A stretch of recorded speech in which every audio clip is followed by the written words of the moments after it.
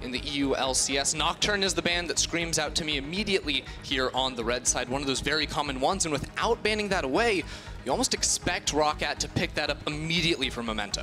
Well, it's 20 seconds for them to try and decide. Memento, of course, is the guy that ROCCAT looked to get ahead early on in the game, and you called it, it's locked.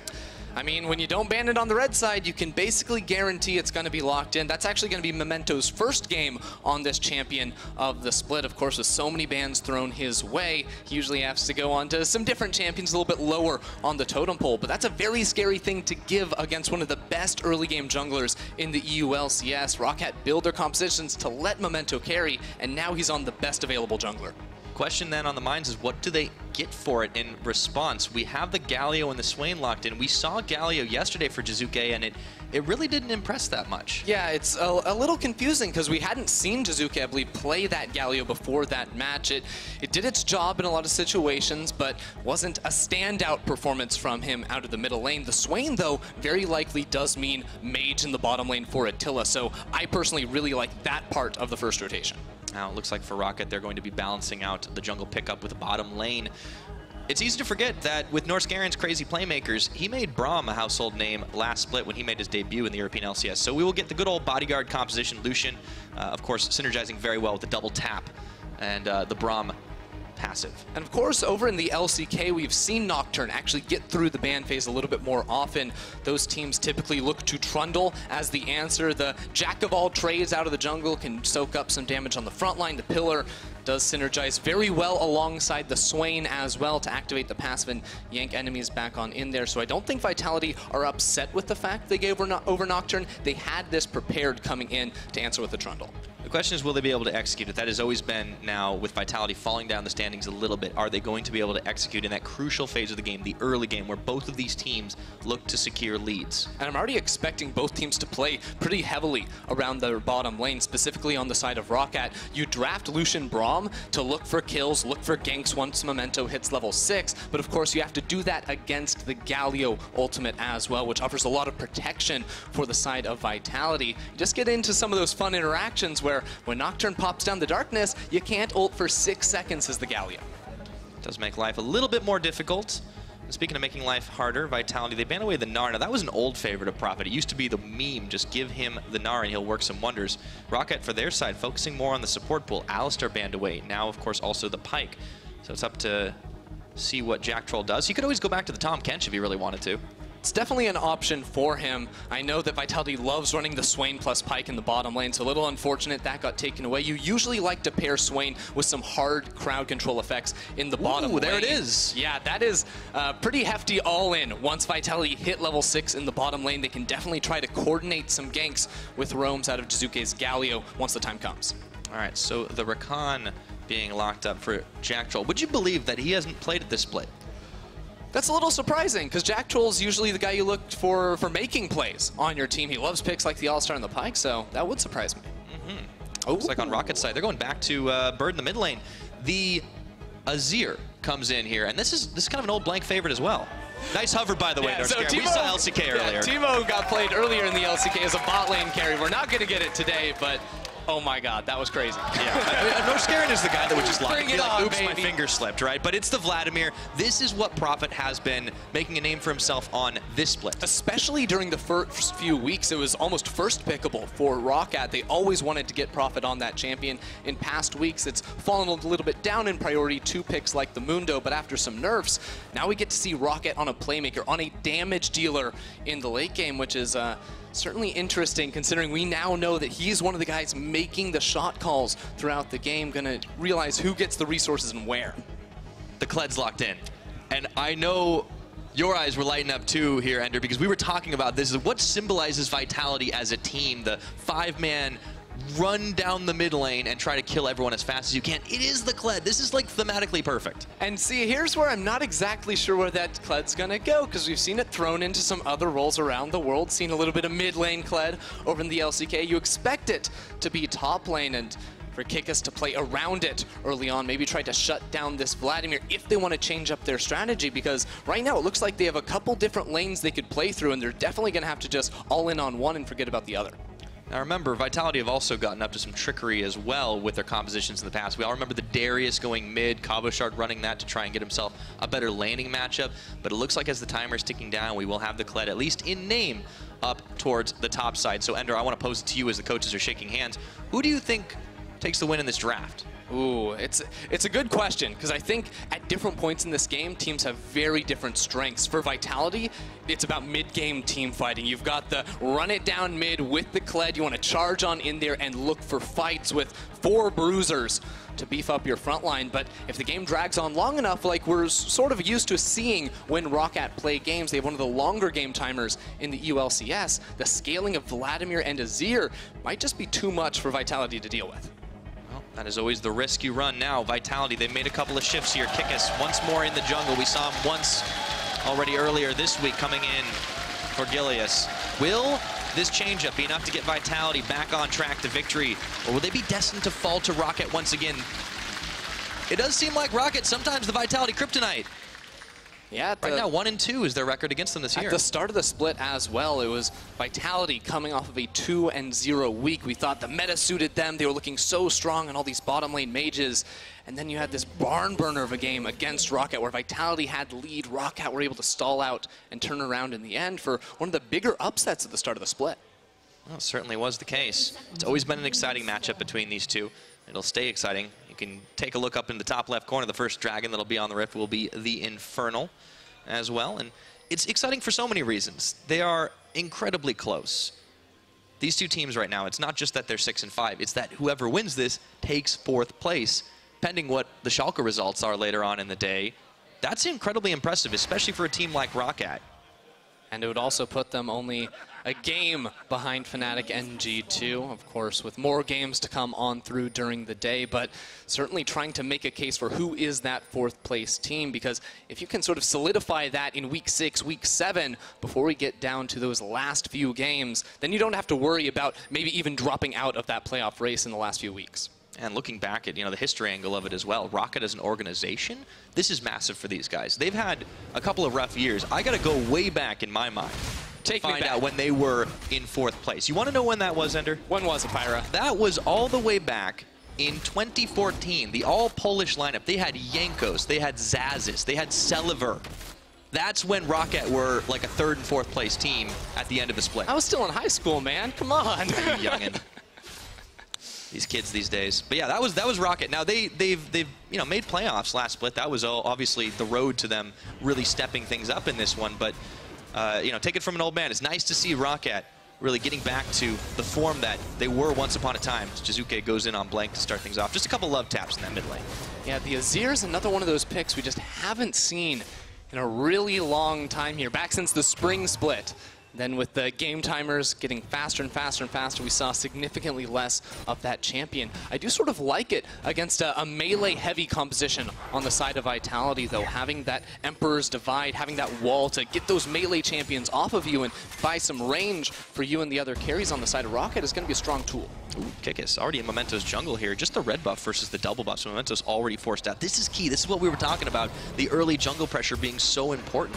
And this is something Kikis did a lot of yesterday on the Kindred. Jiizuke's taken some wild trades there in the mid lane, but he was very aggressive in his pathing, invading to get marks on the Kindred. Sometimes to his benefit, sometimes he got caught out and punished, but right now, because his lanes in both top and mid have priority, he's allowed to get this pressure off and try to slow down Memento's journey to level 6. And this is the plus side of having a changed jungler, moving things around a little bit. You don't know necessarily what to expect, because this guy is not the same jungler you've been watching over the course of the split. You can't necessarily prep for this as well. So Memento finding out the hard way that he can't always have the easy jungle he wants.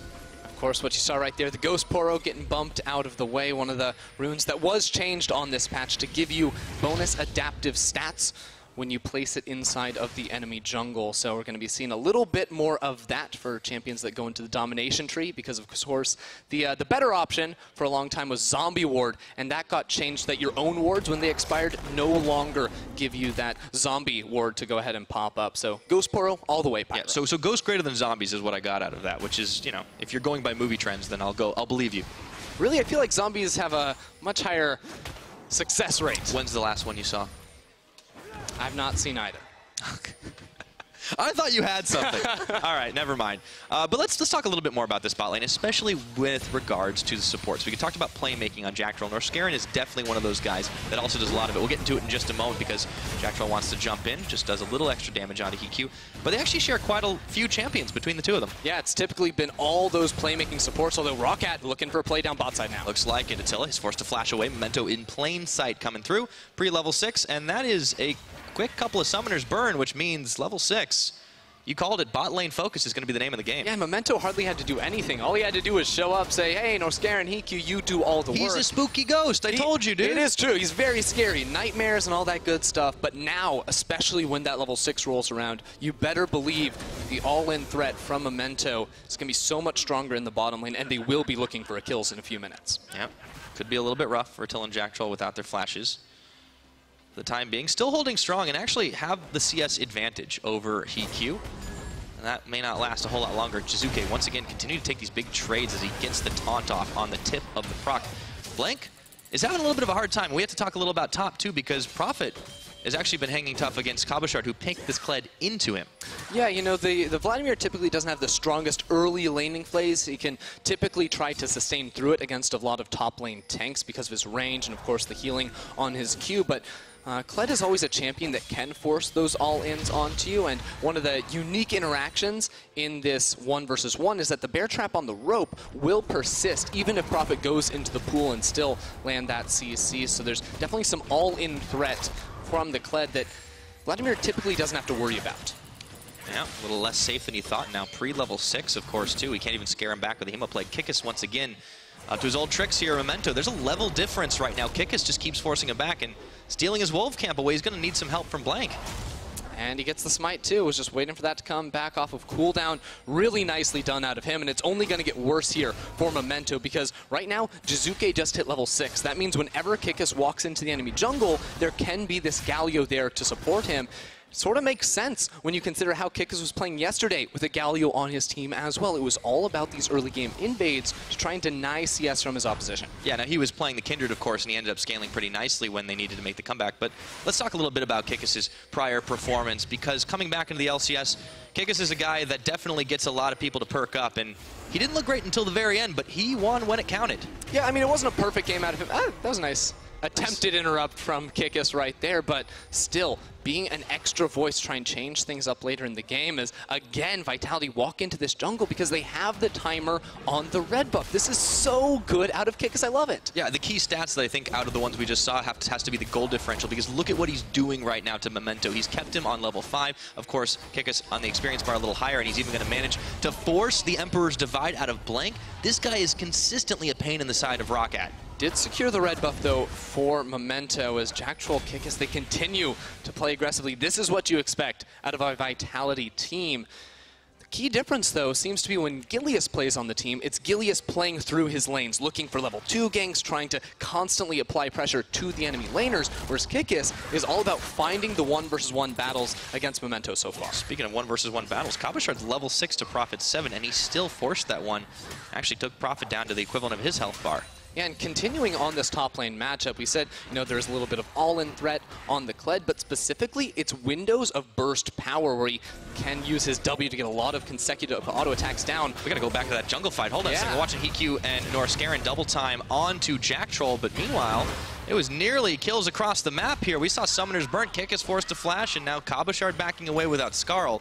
All right, so break down what just happened. Yeah, so I'm going to look specifically at that jungle from Kikis because, again, it's him trying to invade. The key difference, though, was that Jiizuke looked for a recall timer at that same exact moment, so he didn't have that same support and ended up costing him his flash, which should make it much more difficult for him to re-enter that jungle in the coming minutes.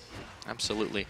And I wanted to touch on this as well with the champion choices that Prophet has made. Talked about his Vladimir being one of his more famous ones recently. Actually, the game that he pretty much made his name for it on was the last time they met up against Vitality, where at the very end, he just goes in, the Hemoplague's huge, and then basically Blanc just cleans everybody up on Aurelia. Everyone remembers that one. Yeah, Prophet isn't a guy that's going to dumpster you in lane, but he's a guy that will deal so much damage in those later game team fights. Cabochard has to be careful, though, because Memento is hanging around. Level 6. That paranoia. And here we go. Goes in on it. Pops the Scarlet. Immediately forces the flash, the pocket pistol. That's not going to save you, my friend. And it's first blood over to Prophet. Excellently done. And we know, hey, Prophet's the one calling the shots behind the scenes. He's like, hey, Memento, get on over here. Cabochard keeps going for these aggressive trades.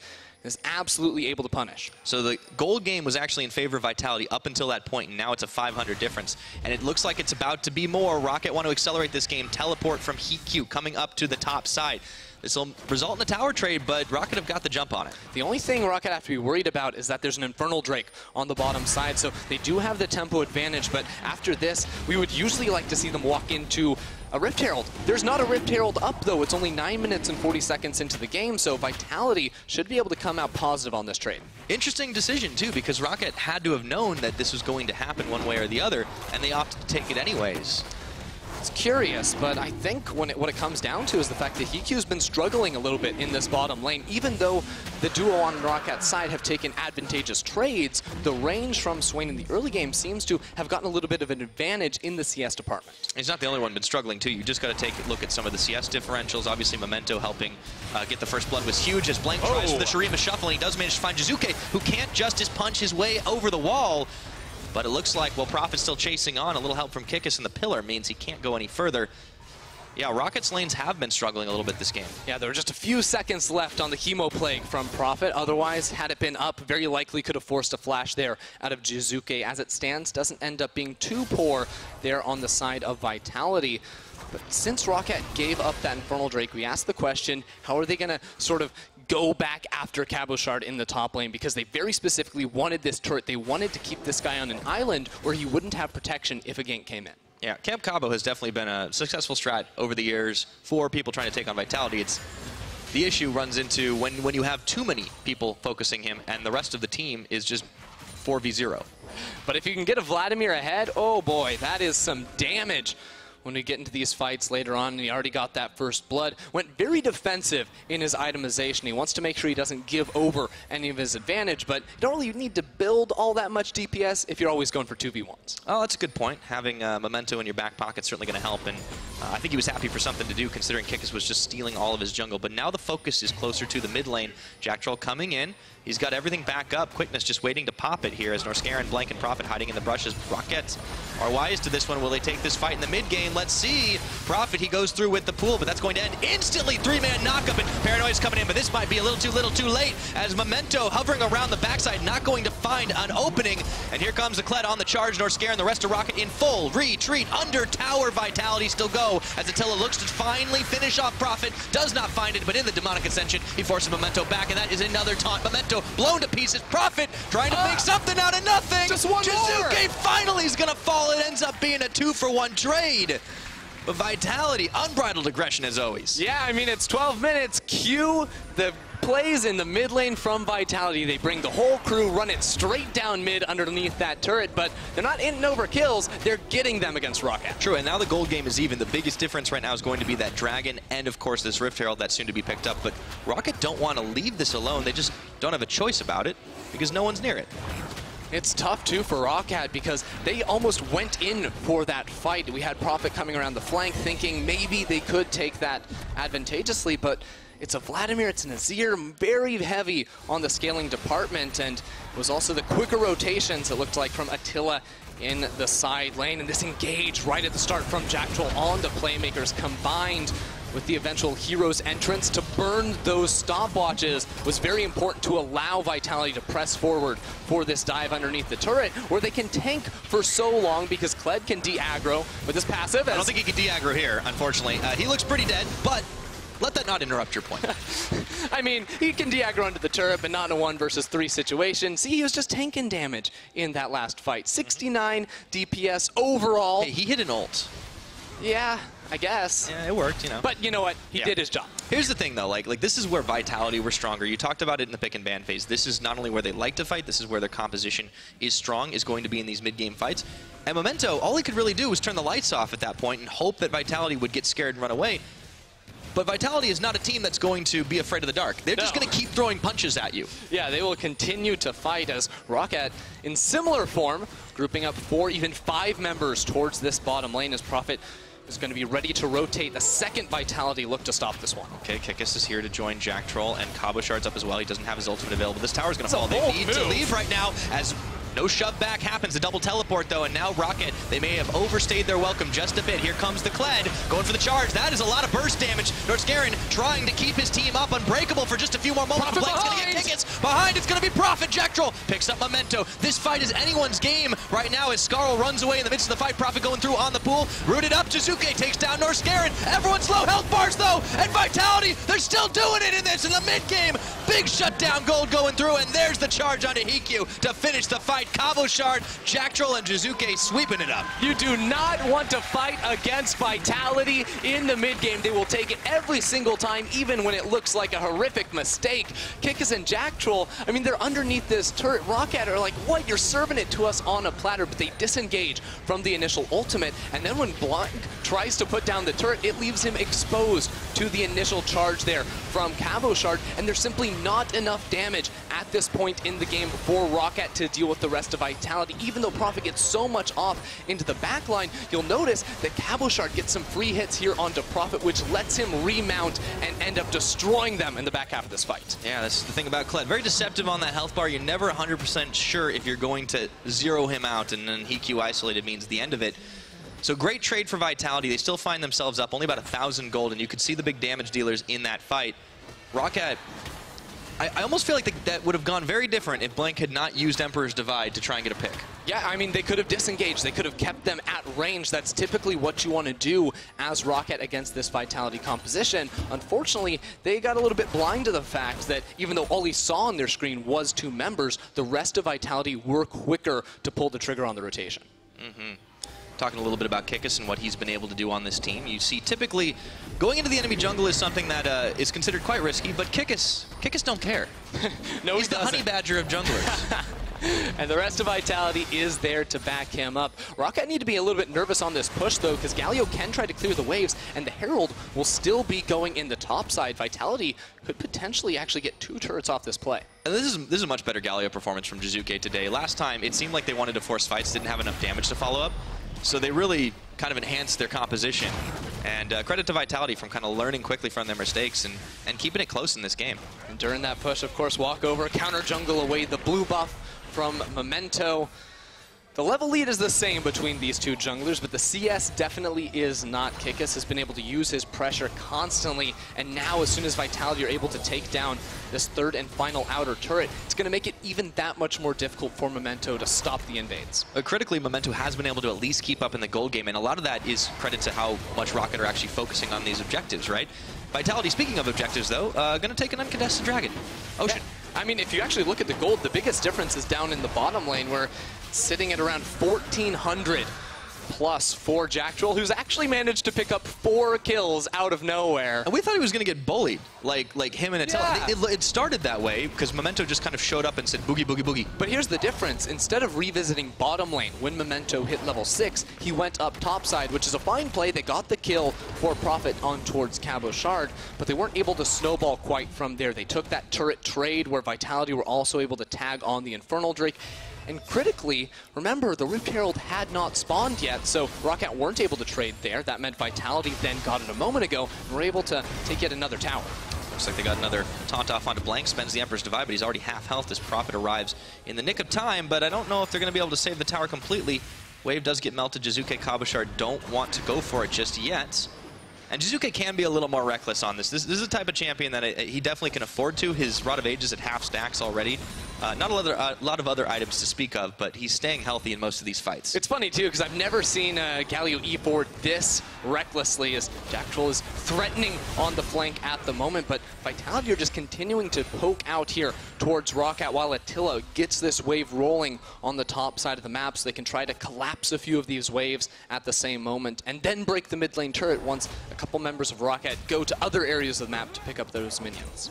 Okay, Norskeren contesting with Jactroll on a little bit of vision here, and you know, we heard about the way that this team does the calls, how it does kind of split a little bit with Prophet being the main shot caller in this team, stating that he wanted to make some plays happen up early top. You got to wonder, though, if this didn't kind of bite them in the behind a little bit as Vitality were able to react better, and they've been pushing their lead just a little bit ever since.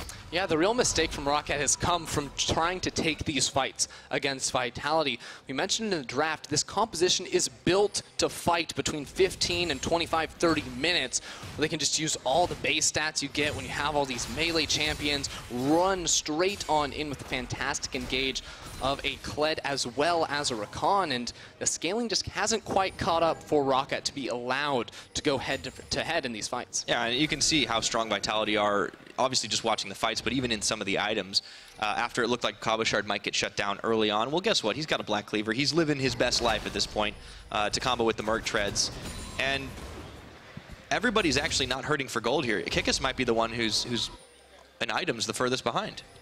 Yeah, it's pretty even across the board, just a couple hundred in the advantage for all these teams. His bottom lane Prophet's in trouble. Okay, he's going to go pool, and it's going to be Darkness. Memento tries to turn this one around with the lights out here, but that's a lot of damage following through! And he gets deleted off the map before the rest of ROCCAT can even respond. Looks like we're in for a big old fight, though, right now, as they get the charm up, forcing the flash out of Norskeren. Trying to disengage here. ROCCAT realized they did not want that fight as Jiizuke takes down Prophet. Heaq in the back, getting the full culling channel off, and Vitality might be a little bit caught between a rock and a hard place, but they're still going through. There's still no Blanc Attila. gets a shutdown. Attila hasn't even joined this fight, so Vitality actually stay way too long and get punished. Little unfortunate there. Heaq tried to back on over toward the side where the rest of his teammates were. I think they could have gotten a little bit more off of that fight because Attila had not teleported in. Yeah, but Vitality still did win that fight. It was 1-for-2 trade, but it seemed really tense for just a moment. And with Attila not TPing, I wonder how that would have gone elsewise. Yeah, right at the start of the fight, I don't think teleport was actually available there for Attila, and there's a lot of time bought out at the beginning, but Memento going in is a huge mistake because Prophet was in the pool. There was no one else to CC Kikis or Cabochard, so ended up making it a 4-versus-4 fight once Heaq came in with this teleport. But in this situation, I think Heaq's in a pretty good spot because Vitality have already spent the engage going in towards the rest of ROCCAT. Maybe if he'd stuck towards that inner turret, he could have pumped out a little bit more DPS and actually caught Jiizuke or Cabochard on their way out. Yeah, slight uncertainties out of ROCCAT, and at the moment, remember what these guys are fighting for. Sole possession of 4th place, proving themselves not just in the middle of the pack, but a little bit above it. Vitality have to get back to it, but ROCCAT are working their way up to it for the first time in a long time. First time in a long time, but they're sitting dead even with Vitality in the standings at the moment. Now, Vitality, usually when they're able to get leads in the early game, they can snowball that and just take out opponents later on into the game. And it has been a decent lead so far for them, 3,000, but usually when they're picking up their wins, they're snowballing that into much, much more earlier on. Vitality's games have gone a little bit off the script as of late. We all remember what happened yesterday, a wild roller coaster of a ride against Giants. But at the moment, seem to be in the driver's seat, setting up themselves a death brush. And a lot of it's vision control. You can see we're only looking at ROCCAT's vision right now. This is starting to look a little scary as Vitality members closing in around the sides. Yeah, the only reprieve here for ROCCAT as Norskeren has to get on out of there is the fact that Vitality's Baron DPS is relatively low. They don't have a traditional marksman in the bottom lane. Swain, Galio isn't going to be the highest amount of DPS, so even with limited vision, they should be relatively comfortable knowing that Vitality are going to be more hesitant to start up a Baron. Well, they certainly can take the fights if you've been watching these ones, so if they peel that off a little bit faster. I was just realizing as they got the pillar and the never move up, this team has so much CC, it's disgusting. Yeah, I mean, it's what you want to do to pair alongside the Swain, and yeah, it's especially rough for someone like Heaq, who doesn't have the flash. Blanc now, too, does not have the flash, so they have to be especially careful whenever they face check a brush, which could happen very soon. This is the bush you see teams so often just camp inside of, because you know ROCCAT has to eventually walk in. Looks like the brush is coming to them, though. Vitality trying to find the fight, trying to find the play, but nobody presses the go button on ultimates. Cabochard holding on to that charge as ROCCAT were able to bait out a Vitality response, but it's a standoff in the mid lane. Look at these side lanes, though. ROCCAT have massive waves built up, both top lane and bottom lane, so Vitality are really trying to force a fight, but if they don't pull the trigger fast enough and sit around here in the mid lane, they might end up losing out on a lot of that golden experience. Yeah. In the meantime, they can, on the ROCCAT side, look to try and maybe contest on a dragon, but Vitality still forcing out as they see Attila going back up towards the top side to clear the wave there. And Prophet doing the same to push the wave in the bottom, so both teams opting for non-aggression for a change. Yeah, we still have to keep looking at this timer here from ROCCAT. When do they come online? When are they going to start turning these fights in their favor?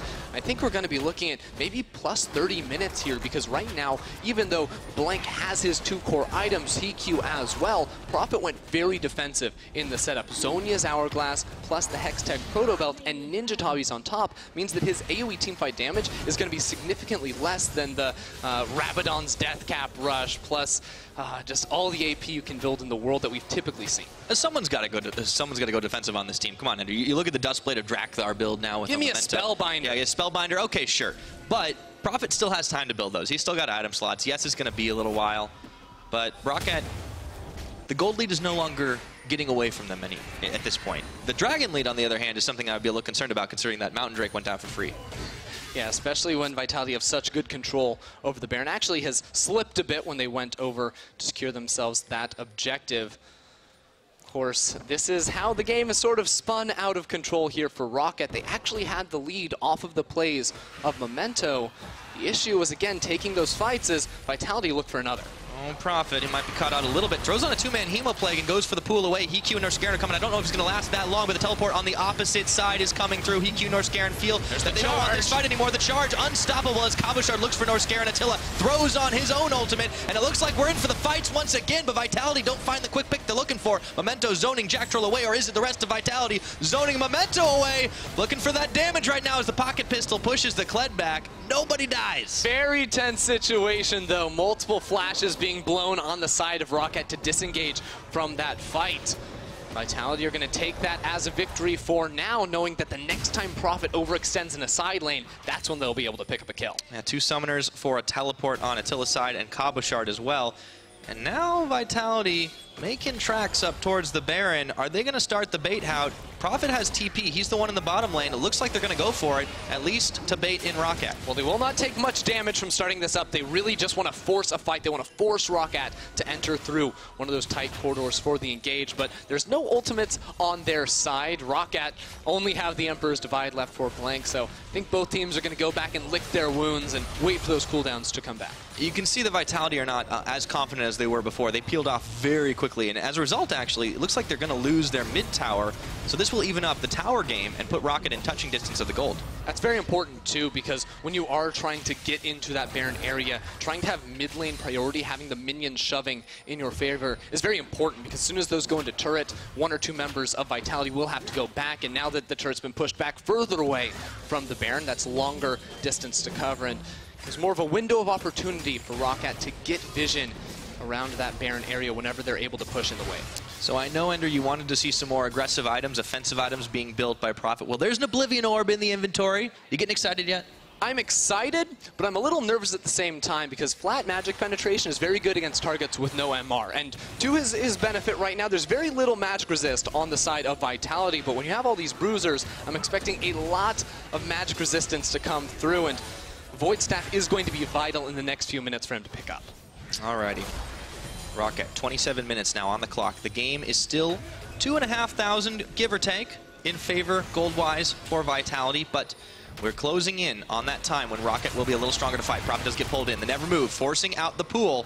ROCCAT looked to collapse, but in goes Jactroll as well, and they've gotten in. Vitality are going to try and delete Prophet off the map, but he's going to go golden for just a couple more seconds before finally falling in. Back goes Memento. Can they turn the fight this way? Kikis taking up the front line. Everyone flashing forward. He goes gold as well. It's all about those stopwatches, but that's a double kill for Attila, and the fight shifts back once again. ROCCAT just out of range to try and find any more. It's a 2-for-1. Vitality come out ahead. Vitality keep taking these fights and keep pulling away with the victories right there. Jactroll sacrifices himself for the engage, but Vitality are going to continue to look. Emperor's Divide. Blanc shifts himself out. No Eye of Sauron for him today, and Vitality may finally be in a position to start contesting the Baron. There's 15 seconds left on Memento, but there's only 8 on Prophet, who has teleport up and ready. So starting this up would be a very risky move out of Vitality, especially with Cabochard sitting relatively low. Even though Vitality are winning these fights, the gold lead is still only 3,000. It has been for the last 10 or so minutes, and that is certainly an advantage over to ROCCAT the longer the game lasts. It's such a weird thing to think about, that Vitality are winning the fights, but ROCCAT may be winning the game because this isn't ROCCAT at their full strength. This is the training montage in like 10 times normal gravity. It's going to be a little while. I know you haven't seen DBZ yet. You really should. Nope. It's going to be like several weeks of investment, but I'm going to try to keep dropping these references until you get them. Maybe I just never will, Pyra. Did you ever think of that? No, I just don't care. All right, tell me through this fight again. Yeah, here's the engage from Cabochard again. Just as soon as Jactroll's on the way, they coordinate the engage fantastically. For a while, though, it looked like ROCCAT were almost going to be able to turn it around when Memento dove into the backline and bought time. The issue is the low range of Azir and Lucian meant that they couldn't actually finish forward onto Kikis and return those couple of kills. Looks like back in the live, Norskeren gets face checked in on. He gets a 3-man Glacial Fissure, but Jactroll even looking for more, gets shoved back by the Emperor's Divide as Blanc dodges out just in time from the Jiizuke damage. Prophet on the wrong side of this fight. It looks like Vitality split attention. Can't quite find Heaq, but they do delete Blanc, and Heaq's finally going to fall. That's 2 quick kills over to Vitality once again. Let's see what else they can get off of this one. Chasing down Prophet. No pool for him, and no flash for a few seconds either. But Vitality give up for the time being. I mean, you'd think ROCCAT would learn eventually. You don't want to keep going down mid. And they find Memento, this time nowhere for him to go, deleted off the map, and if this isn't Baron time, I don't know what is, Ender. That should be enough to break this game wide open. The rest of Vitality heads on over towards the Baron, and every single time it is Cabochard and Jactroll pressing those R buttons, running straight into the center of the ROCCAT team, getting those massive AoEs off. All right, so finally, relatively risk-free Baron at the 30-minute mark. This is about where we pegged ROCCAT to start being able to take these fights, but it didn't quite happen. Not just yet. Some of the prioritization on the damage, not nearly enough perhaps, but Vitality, the ones pulling the trigger, and they gain the spoils of war. How does this actually happen? I believe it's Norskeren walking forward into this brush. There's 3 people there, and the rest of ROCCAT are there with him because they know a play like this is going to happen. Unfortunately, just doesn't work out. They get engaged on Blanc, gets split away from the rest of his team, and there's just not quite enough upfront damage from the rest of ROCCAT to win out in this fight. The sustained DPS, the unkillable front line of Vitality just continues to chase them down. Yeah, I mean, this is like a Ferrari comp. They just roll at you 0 to 60, and if you're not getting out of the way, you're getting run over, and we saw that right here. Vitality, everyone doing their part for the damage. Really got to give some credit to the CC chain, Cabochard, Jactroll, really doing their work to set these fights, these picks up. And remember that Vitality intentionally let the Nocturne get through. First pick from Memento, and all of a sudden they draft 4 melee champions, 4 tanks up against this Nocturne. The only champion he can assassinate is a Rakan, and that's just not going to do it. And you add to that Kikis basically made Memento's life a living hell for the first 10 minutes of this game, and you can see why he's having some struggles. I mean, this could be a very pivotal moment in the actual metagame of the ULCS if teams realize how to actually play against this Nocturne, draft compositions, draft specific picks, and then play towards those strengths. Maybe this doesn't have to be a permanent red side ban anymore. Well, it could certainly shift the balance of power just a little bit. And for Vitality, they're hoping to shift perceptions. This is a team that's had some struggles. Getting this win right now would not only boost their spirits, but boost their chances. Holding 4th place alone for the time being would be a huge boon to this team who had slightly fallen out of favor. Let's see if ROCCAT can hold the line here with the Baron push coming. The difficulty for Vitality now is actually closing out the game because they only have 1 ranged champion and it's a Swain, so actually auto-attacking and sieging down these turrets will be difficult. That being said, Vitality could probably just go ahead and straight up dive under these towers. We've seen them do it so far in this game. But I want to bring it back almost to that week 2 match where Vitality were in a very similar situation and threw in this same exact area. ROCCAT are going to have to try to pull off some miracle now. I'll see if Lightning will strike twice. It was up to Prophet and Blanc the last time around, but there will be no follow-up fight here. The first inhibitor is going to fall in the top lane. Vitality, 5-man unit, just keeps on going. With that inhibitor down, should make it much easier to break open this space. Minions in the bottom lane, not quite in Vitality's favor, and the rest of ROCCAT have their summoners up. If Prophet wants to find a flank, now could be the time to do it, but gonna have to try and clear away these minion waves somehow. You do not want to give over 2 inhibitors. Here's the start. It looks like they want the fight right now. It looks like Heaq and Blanc out of harm's way, but the tower and the rest of Vitality maybe not so lucky to get the taunt up and delete Prophet. That could be the difference maker. Rooting up Heaq, he dashes away, but that is going to be one dead tower and one dead inhibitor. Vitality making use of this Baron buff. 20 seconds still left, and they've got 2 inhibs. Vitality just don't take any damage. They go under the turrets with reckless abandon, find kills, and come out with full HP bars. Look at this build on Jiizuke. Yeah, you talk about reckless abandon. That's a Magi Soul Stealer. 10 stacks on the Magi's, a Rabadon's in there as well, and just see how this fight starts off. The pillar slows down both carries on the side of ROCCAT, lets everyone else get underneath the turret, but Memento and Blanc, they can't hit anyone in this fight. Prophet is stuck out to dry. Just 5 members of Vitality whacking down onto that Vladimir. Yeah, so could they close the game? The answer gets a little easier now, Ender. I mean, it's obviously always a chance that these guys can lose a big fight. ROCCAT have turned around crazier games, but it's 10,000 gold difference at 34 minutes into this game. They have every dragon. They had the Baron, which is now gone. But it doesn't really matter when the base of ROCCAT is as well. Yeah, Vitality can basically just come down into this bottom lane, wait for the minion waves in mid and top to crash on down, but Vitality isn't a team that's very keen on waiting. They're a team that wants to just fight, dive underneath these turrets, and end the game as quickly as possible. And frankly, we're probably going to see that on, if not this wave, the next. We'll see if this is the final push or not. Vitality stated ROCCAT has been their kryptonite in the past. Let's see if they can turn that around, make it 2-2 in the head-to-head on the year. But of course, it is a long series, or a long season still ahead. Vitality, though, would be very happy to get themselves in that 4th place position.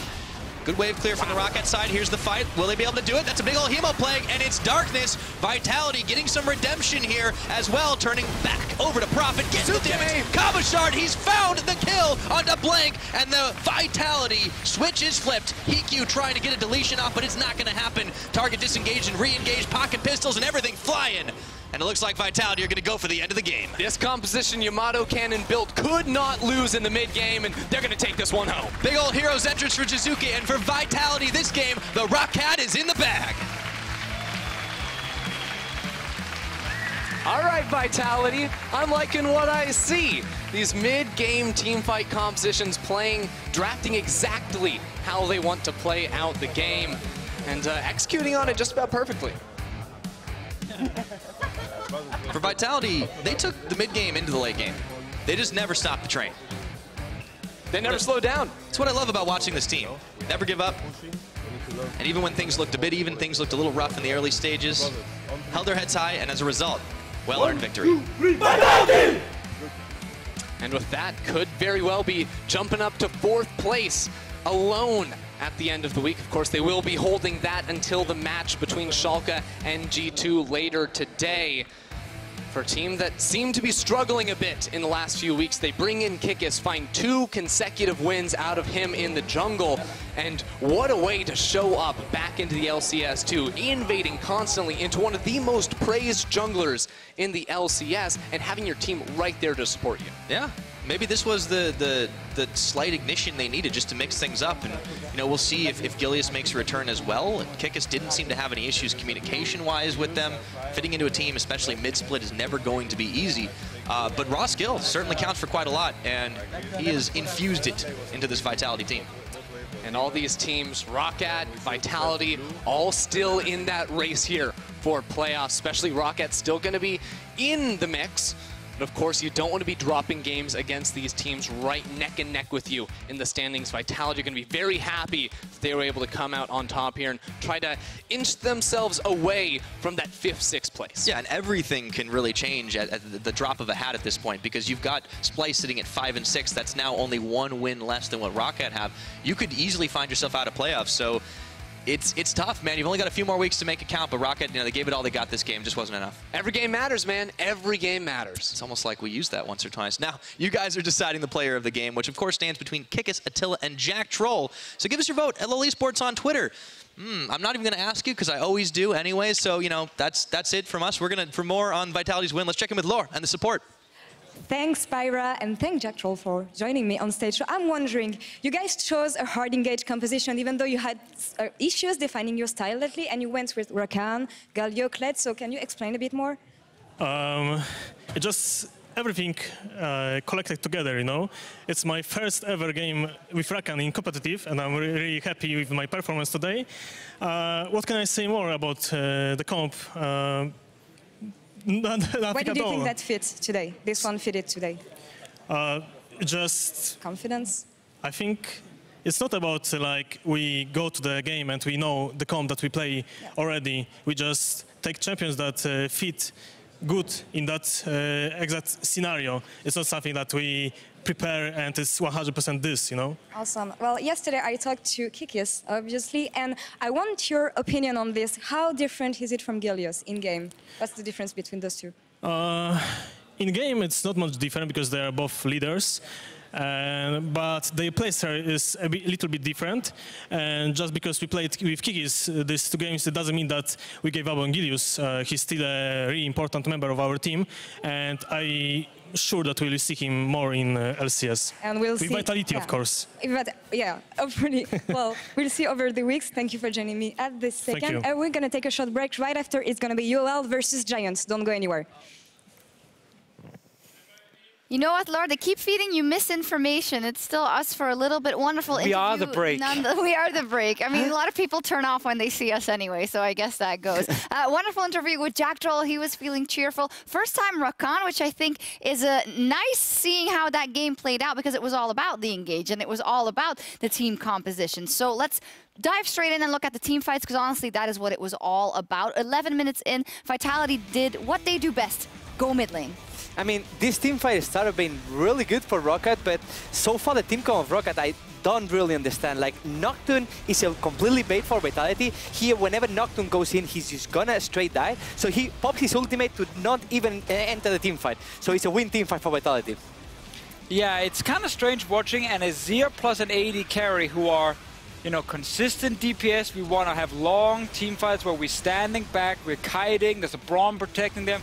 And then there's Memento is like, press ult on Nocturne and like, it never wants to go in. It looks like it was a bit of a panic because they hadn't scaled enough to do damage themselves. So whenever Vitality did something, he was just like, all right, darkness, and maybe I can negate some of the damage, but that doesn't really help you because you end up dying after. Right, exactly. And I think Yamada Cannon and Vitality over the last couple of weeks have kind of tried a lot of different drafts, a lot of different kind of compositions where if you look at the one yesterday, they ran also with the Galio mid, but it was a Tahm Kench support. It was a Kindred support. So it was very like, we want to sit back now, but then Galio didn't really fit in.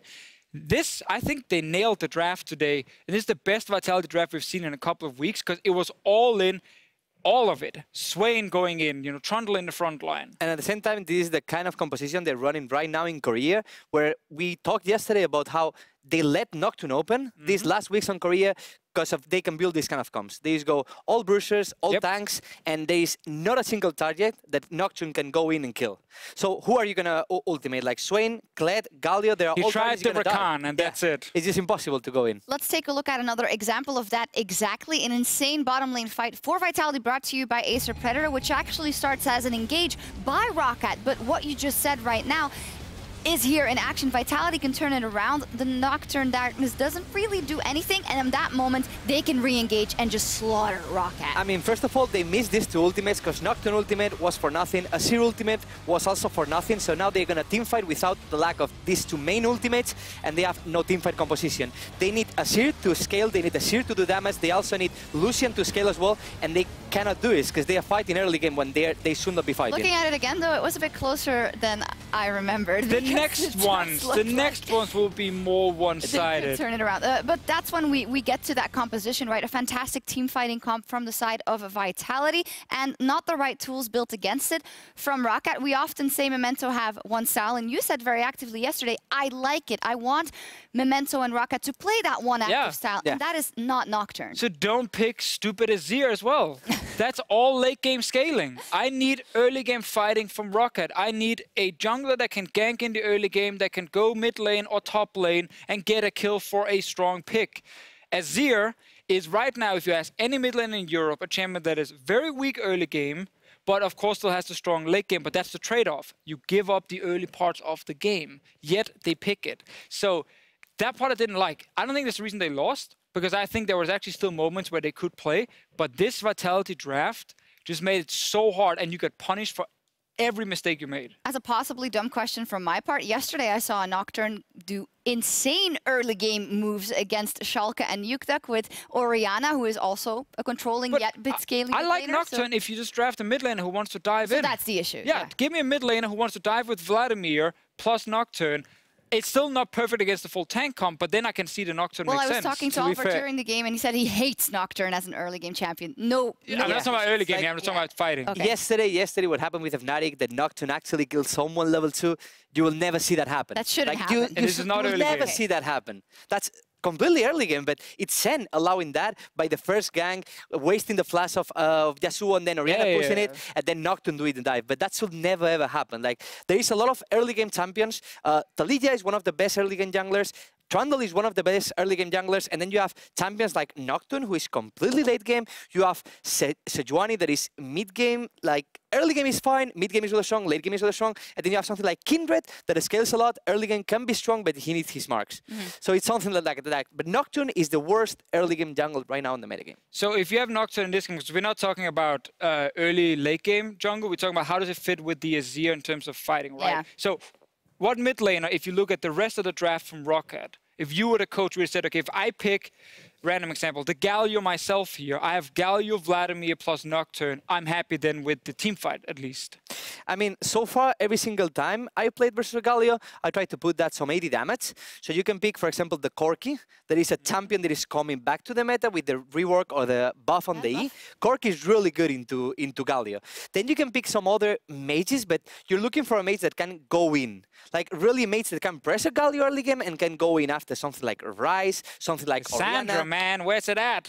No. Come on, that's champion, been buffed like 10 times. It's soon going to be strong. It's going to be there. Well, to wrap this up, though, Vitality had the advantage, had a wonderful team fight comp, and 29 minutes in, they win another fight, they go for Baron, and they basically wrap up the game. It's just so perfect now, because you're going to have Engage from Rakan that sets up the Galio ulti, unlike yesterday when there was nothing to set it up, and then you have also Kled ult to just constantly run at people, and you can see the damage. Like, Heaq is actually trying his hardest, but he's on an AD carry that's behind, and you can't kill Brutus fast enough. Well, if we step back now, that is a 2-0 week for Vitality. The player of the game, can you guess once again? Is it Kikis Kikis, again? I will say, right? Yesterday it was with Interesting. 70-something% of votes. This time it is 56% of the votes. I mean, his early game was amazing. Like, It how was. he pressured Memento all the early game, just stealing his camps, going to the Wolves, pushing him away and taking them. Every single camp, he's so far going into enemy jungle, he was getting it. So I think his early game was really good, but I think also that his team support him all the time, because we have Kled roaming to him, we have Galio all the time, constantly moving to him. So I think it was so far the team. You already know what I'm going to ask you. I said it yesterday when Kikis got player of the game and they won. They now get a 2-0 week. Yamato's change worked. It definitely worked. Very positive change also from day 1 to day 2. You can then argue it was the draft or whatever, but Vitality looked much better today in team fights. Kikis currently is the change they needed. A week of scrims. Galio is playing next week. This is so interesting. Like, what we see now that they move up to 4th place. Of course, Schalke is still playing later. They take an absolutely crucial win here, and ROCCAT go 1-1 once again. So this might turn out to be the most stupid ROCCAT 1-on-1. Yeah, we all predicted it. Yeah, I will never bet. I will baited. never bet again for ROCCAT. No, If I see first game winning, I'm gonna bet like all my money to the lose for the second round. So interesting. So interesting. I guess what's you're gonna starting happen this Kikis time. next week, based on what happened If this you're the week. coach, you start him next week, indeed, and then is when that dynamic becomes really interesting, but we will have to ask some of the members ourselves. Of course. But I think from a coach perspective, now what you can do, so far you see Kikis is working out. Right now is the moment that you can try both. Like, couple of games with Kikis, couple of games with Gilius, and you can even decide. Probably Kikis can be better early game, probably Gilius can be better mid to late game. So then you decide, like, what team are we playing against? If you're playing a late game comp or a late game team, we're going to use Gilius, because maybe he's shot called better. I'm just predicting stuff, you know, Yeah. like I have no idea inside, but you can decide between each other. So I'm not going to say it's going to be 100% Kikis, because now they can decide, because Kikis works, and I think Gilius in the past was working as well. Kikis top lane. The Kikis top lane. I mean, they could still throw out a little flex. for Cabochard sure. plays a mage. In any case, psychologically within the team, I mean, you give something up, right? You have this now in your back pocket. You can change the jungler, but you deal with the interpersonal relationships that also rise from having a sub for a star player all of a sudden. Interesting. Gilius is happy now. Gilius they got a 2-0. They are much closer to playoffs. They were always dropping out of the top 6, and now they're back number 4. Well, Gilius, tweet at us how you feel. We'd like to know. He's Coming happy. up next, another crucial game.